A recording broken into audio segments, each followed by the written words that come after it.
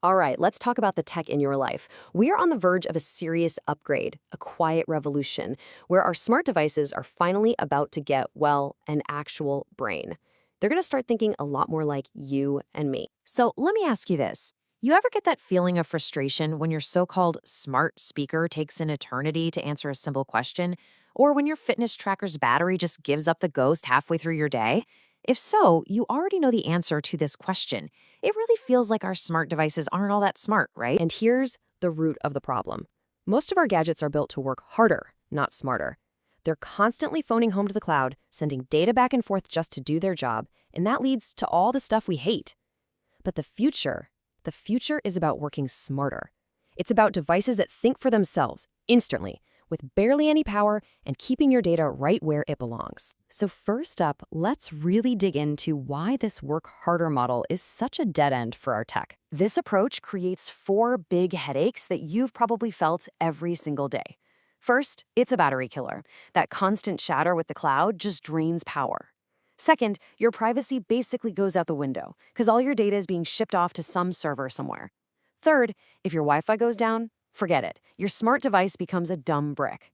And finally, that infuriating lag, that latency, while you wait for a signal to go to the cloud and back. But what if there was a totally different way to do things? Well, there is. And this is where the work smarter solution really begins. It's about moving the brain power away from the cloud and bringing it closer to home. We call this edge computing. So, what is edge computing? Think of it like this. Instead of sending all your data on a long road trip to a massive data center miles and miles away, the processing, the thinking, happens right there on the device itself, at the edge of the network. The brain power comes to you. And the benefits here are huge, and you feel them immediately. Your devices become super snappy, practically instant. They use way less of your internet bandwidth, which is great. Your personal info is way more secure because it never leaves the device.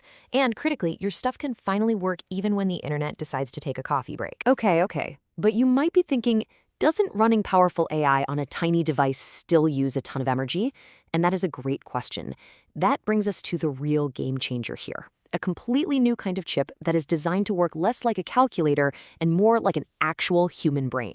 It's called neuromorphic computing, and this is a total paradigm shift. Instead of just throwing more and more raw power at a problem, these chips are modeled on the incredible efficiency of our own brains. It's not about doing things faster with the same old methods.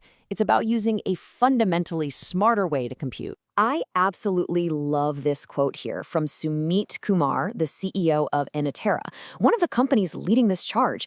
It just nails the concept perfectly. Unlike your typical computer chip that's always on, burning power, these neuromorphic chips are basically sleeping, just waiting for something important to happen before they act. So how exactly does it sleep? Well, it's what we call event-driven. It's listening to the world, but it only wakes up and uses any real energy when a specific event, like a sound or a movement, occurs. It uses something called spiking neural networks, which fire off signals only when a sensory input crosses a certain threshold. Just like the neurons in your brain do. And the result is incredible efficiency. Now, this all sounds pretty cool in a lab, but what does it actually mean for you?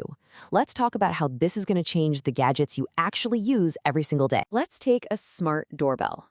We've all been there, right? Your phone buzzes, you get a notification, and it's a car driving by, or a leaf blowing in the wind. With a neuromorphic chip, a tiny, low-power sensor is always on, but it's smart. It can tell the difference between a person walking up to your door and a stray cat. And it only wakes up the big, power-hungry camera when something actually matters. And here is the stat that just blows my mind. For these kinds of always-on AI jobs, we are talking about chips that can perform the same task with up to 500 times less energy. Let that sink in. That's not a small improvement. That is a revolutionary leap. This table really puts it all side by side. Compared to the old way of doing things, the neuromorphic way gives you up to 100 times lower latency. Responses are instant. Power use? Slashed by up to 500 times. Privacy? It's built in because the data stays on the device. And it works offline. It is a clean sweep. And this isn't just about your doorbell. This tech is going to have massive ripple effects. Imagine fitness trackers that last for weeks, not just a day or two. Think about farms that can spot a single pest and stop an infestation before it starts. Or giant industrial machines that can actually predict when they're going to break down, saving millions. This is a big deal. So let's just zoom out for a second. This incredibly efficient on-device intelligence, it's not just another neat feature. It's the final piece of the puzzle we need to build a truly autonomous world. And you know what? The foundations for that future are being laid as we speak. The first part of that foundation is something you may have already heard about, new standards called Matter and Thread. Now, we don't need to get lost in the technical details. The bottom line is simple. Their whole job is to make all our smart devices, no matter who made them, finally speak the same language. That creates the reliable base for everything else. Okay, so you have a universal language. Now, on top of that, let's add a universal key. There's a new protocol called Aliro, and it's backed by the big players like Apple and Google. Its purpose is to turn your phone or your watch into a single secure key that can unlock any smart lock from any brand. So, what happens when you combine this brain-like AI with this universal foundation? You get a world that doesn't just respond to your commands anymore. It starts to learn, to adapt, and even anticipate what you need. A house that unlocks as you walk up the path.